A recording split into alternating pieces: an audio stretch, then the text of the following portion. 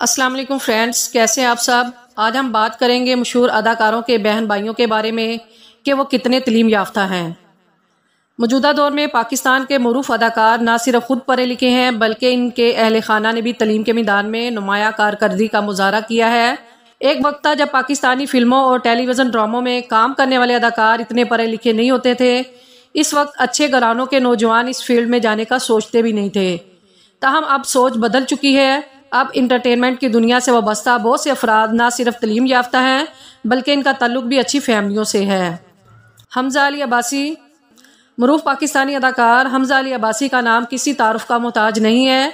Modelling کا شعبہ ہو، ڈراموں میں اداکاری ہو یا فلموں میں، انہوں نے ہر میدان میں اپنا لوہا منوایا ہے۔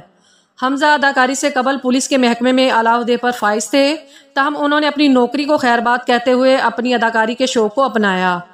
حمزہ علی عباسی کی بہن فضیلہ عباسی پیشے کے اعتبار سے ڈاکٹر ہے۔ اس کے علاوہ وہ بہت سے مارننگ شو میں بھی حصہ لے چکی ہیں۔ اداکارہ ریما۔